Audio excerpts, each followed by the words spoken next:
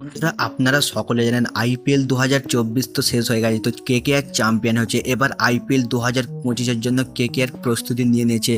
তো আজ এই ভিডিওর মাধ্যমে আপনাকে জানাবো যে কেকেআরের পুরনো প্লেয়ার 2024-এ যেই প্লেয়ার কেকেআরের হয়ে খেলেছে, যেই প্লেয়ার কেকেআরকে চ্যাম্পিয়ন হতে সাহায্য করেছে, তাদের মধ্যে 6টি প্লেয়ার রয়েছে যে কেকেআর আবারও তাকে মেগা অকশন থেকে টার্গেট করতে পারে। তো আজ এই ভিডিওর মাধ্যমে আপনাকে জানাবো। তো ভিডিওটি ইন্টারেস্টিং হতে চলেছে। যারা আমার চ্যানেলে প্রথমবার এসেছেন চ্যানেলটিকে সাবস্ক্রাইব করে রাখবেন। আর আপনারা যদি কেকেআরের ফ্যান হন তাহলে ভিডিওটিকে একটি লাইক করবেন। তো চলুন ভিডিওটি শুরু করা যাক।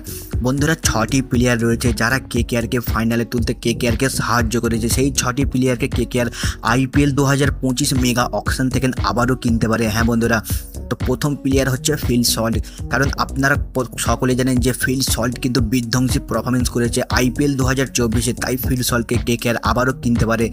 তো প্রথমে আপনাদের জানিয়ে দিই যে কোন 4টে প্লেয়ারকে কেকেআর রিটেন করতে পারে। কারণ আপনারা সকলে জানেন 4টি প্লেয়ারকে কেকেআর রিটেন করতে পারবে, আর বাকি প্লেয়ারকে ছেড়ে দিতে হবে। বাকি প্লেয়ারকে কেকেআর চাইলে মেগা অকশন থেকে আবারও কিনতে পারে। তো 4টি প্লেয়ার হচ্ছে কেকেআরের। 1 হচ্ছে রাসেল, 2 হচ্ছে নারায়ণ, 3 হচ্ছে শ্রেয়স আইয়ার, 4 হচ্ছে রিঙ্কু সিং। এই 4টি প্লেয়ারকে রেখে দিয়ে কেকেআরকে বাকি প্লেয়ার ছেড়ে দিতে হবে। তাই বাকি প্লেয়ারকে যদি কেকেআর কিনতে চায় তাহলে তাকে কিন্তু মেগা অকশন থেকে কিনতে পারে। তো 6টি প্লেয়ারের নাম বলবো, যেই 6টি প্লেয়ারকে কেকেআর আবারও তার নিজের দলে দেখতে চায়। 1 হচ্ছে ফিল সল্ট। কারণ আপনারা সকলে জানেন ফিল সল্টের মতন প্লেয়ারকে কেকেআর খুব সহজে ছাড়বে না। কারণ যেই ওপেনিংয়ের জন্য কেকেআর বহু বছর ধরে সমস্যায় পড়েছিল, সেই ওপেনিং কম্বিনেশন কিন্তু ফিল সল্ট আসার পরে কেকেআরের আর কোনো সমস্যাই নেই। কারণ ফিল সল্ট ও নারায়ণের যে ওপেনিং কম্বিনেশন ভাই, আইপিএলের দ্বিতীয় ওপেনিং কম্বিনেশন। কারণ 1 নম্বর হচ্ছে অভিষেক শর্মা ও ট্রেভিস হেড। আইপিএল 2024-এর 1 নম্বর কম্বিনেশন ছিল ট্রেভিস হেড ও অভিষেক শর্মা। এবারে 2 নম্বর কম্বিনেশন হচ্ছে ফিল সল্ট ও সুনীল নারায়ণ। তো এই ফিল সল্টকে কেকেআর কোনো মতেই ছাড়তে চাইবে না। তাকে আবার আইপিএল 2025-এ মেগা অকশন থেকে কেকেআর আবারও কিনতে পারে। এবারে 2 নম্বর প্লেয়ার হচ্ছে রহমানুল্লাহ গুরবাজ। কারণ রহমানুল্লাহ গুরবাজ একজন উইকেট কিপার ব্যাটসম্যান, তাই রহমানুল্লাহ গুরবাজ কিন্তু কেকেআর অনেক বছর ধরে রয়েছে। তাই রহমানুল্লাহ গুরবাজকে কেকেআর আবারও কিনতে পারে আইপিএল মেগা অকশন থেকে। এবারে 3 নম্বর প্লেয়ারের কথা বললে 3 নম্বর প্লেয়ারকে কেকেআর কিনতে পারে বরুণ চক্রবর্তীকে। কারণ আপনারা সকলে জানেন কেকেআরের সব থেকে বড় শক্তি হচ্ছে তার স্পিনার।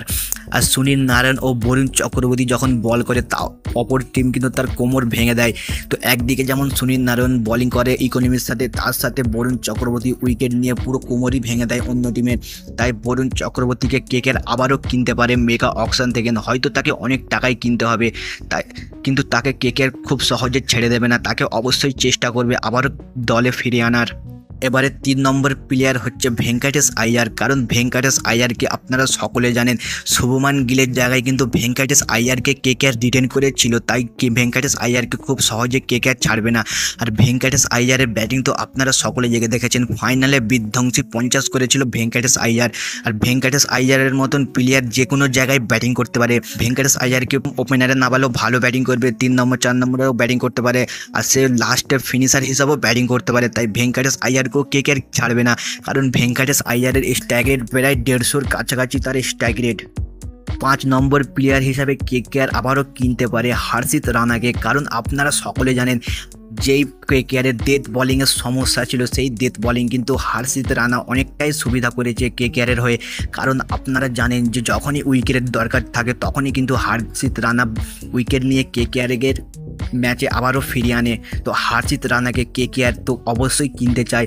কারণ হর্ষিত রানার মতন ইন্ডিয়ান ট্যালেন্ট এখনও কিন্তু মেগা অকশন থেকে খুব সহজে কিনতে পারবে না। কারণ প্রত্যেক প্লেয়ার কিন্তু চায় যে ভালো মানের বোলিং কিনতে মেগা অকশন থেকে। তাই কেকেআর হর্ষিত রানার উপরে আবারও যেতে পারে। তো বন্ধুরা আপনারা কমেন্ট করে জানান যে হর্ষিত রানার জায়গায় কি কেকেআরকে অন্য কোনো বোলিংকে টার্গেট করা উচিত। আমার তো মতে বলে হর্ষিত রানা যদি কেকেআরে আবারও আসে তাহলে কিন্তু কেকেআর আইপিএল 2024-এর মতন আইপিএল 2025-এ আবারও চ্যাম্পিয়ন হতে পারে। তাই কেকেআর হর্ষিত রানাকে ছাড়বে না।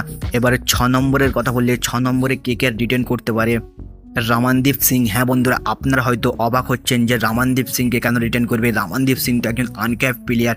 দেখুন, রমনদীপ সিং কিন্তু দুর্দান্ত ব্যাটিং করেছে, আর হয়তো সে ব্যাটিং খুব আসে না, সে কিন্তু একজন বিধ্বংসী ফিনিশার। কারণ আপনারা দেখেছেন জটি ম্যাচে রমনদীপ সিং কিন্তু ব্যাটিং পেয়েছে, প্রত্যেক ম্যাচে কিন্তু রমনদীপ সিং 6 ও 4 মেরে ফিনিশ করেছে। যদি 3 বল থাকে তার মধ্যে ক্ষমতা রয়েছে 3 বলের মধ্যে 2টি 6 মারার। তো রমনদীপ সিংয়ের জন্যই কিন্তু কেকেআর ফিনিশারে কোনো টেনশন করেনি, কারণ একদিকে রাসেল আর একদিকে রমনদীপ সিং যদি ফিনিশ, আর একদিকে রিঙ্কু সিং, 3 ফিনিশার যদি কেকেআরের একসাথে থাকে তাহলে পার পেলে যাই রান হোক ফিনিশারে কিন্তু বিধ্বংসী রান হয়ে উঠবে। তাই রমনদীপ সিংয়ের মতন ফিনিশারকে কেকেআর কোনো মতে ছাড়তে চাইবে না, কারণ রমনদীপ সিং যদি একটি বলও পায়, একটি বলে 6 মারার ক্ষমতা রয়েছে তার সাথে সব থেকে বড় প্লাস পয়েন্ট হচ্ছে রমনদীপ সিং কিন্তু শুধু ব্যাটসম্যান নয়, রমনদীপ সিং কিন্তু একজন অলরাউন্ডার। সে ব্যাটিংয়ের সাথে সাথে 1 থেকে 2 ওভারও কিন্তু করে দেবে। যখনই দরকার পড়বে কেকেআরকে 1 ওভার, তখন কিন্তু রমনদীপ সিংকে দিয়েও ওই ওভারটা করে নিতে পারবে কেকেআর। তো রমনদীপ সিংকে কিন্তু কেকেআর খুব সহজে ছাড়বে না। তো এবারে 6টি ব্যাটসম্যানের মধ্যে হচ্ছে 1 নম্বর ফিল সল্ট, 2 নম্বর হচ্ছে রহমানুল্লাহ গুরবাজ, 3 নম্বর বরুণ চক্রবর্তী, 4 নম্বর হচ্ছে ভেঙ্কটেশ আইয়ার, 5 নম্বর হচ্ছে হর্ষিত রানা, 6 নম্বর হচ্ছে রমনদীপ সিং। এই 6টি প্লেয়ারকে কেকেআর আবারও মেগা অকশন থেকে কিনতে পারে। হ্যাঁ বন্ধুরা, এই 6টি প্লেয়ারকে কেকেআর খুব সহজে ছাড়তে চাইবে না, কারণ আপনারা জানেন এই 6টি প্লেয়ার কিন্তু ভালো ফর্মে ছিল, আর এই 6টি প্লেয়ার কিন্তু ভালো পারফরমেন্সও দেখিয়েছে। যখন যাকে যেই জায়গায় ব্যাটিং ও বলিং দিয়েছে সেই জায়গায় সে কিন্তু দেখিয়ে দিয়েছে যে তার ট্যালেন্ট কত। এই 6টি প্লেয়ারকে কেকেআর খুব সহজে ছেড়ে দেবে না। তো এদের পিছনে কিন্তু আরও অন্য কোনো টিম রয়েছে, তারাও কিন্তু যেতে পারে। তাই কেকেআরকে এই 6টি প্লেয়ারকে কিন্তু দেখে শুনে কিনতে হবে, এদের দামও কিন্তু অনেকটাই চলে যাবে। তো কেকেআরকে বুঝে শুনে কিন্তু এদের কিনতে হবে, কারণ একটি প্লেয়ারের ওপরে যদি কেকেআর অনেক টাকা দিয়ে দেয় তাহলে কিন্তু কেকেআরের স্কোয়াড পুরো লন্ডভন্ড হয়ে যাবে। যেমন মিচেল স্টার্ককে কেকেআর আইপিএল মিনি অকশন থেকে 24.75 কোটি টাকায় কিনেছিল। তারপরে কিন্তু কেকেআর আর কোনো অন্য প্লেয়ারকে কিনতে পারেনি, কারণ তার কাছে কোনো টাকাই ছিল না। তো এবছর কেকেআরকে দেখে শুনে কিনতে হবে, কারণ এটা হচ্ছে মেগা অকশন।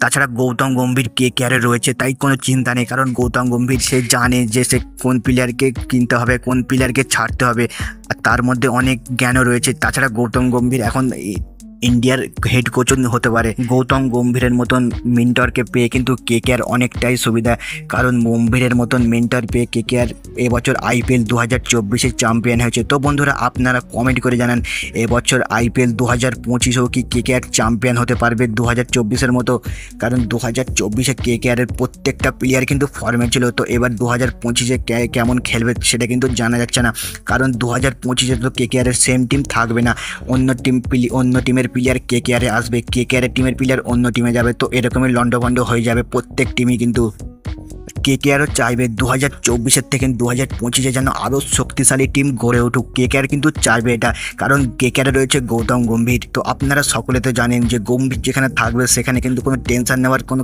কারণ নেই, কারণ প্রত্যেক টেনশন কিন্তু গম্ভীর একাই তুলে নেবে।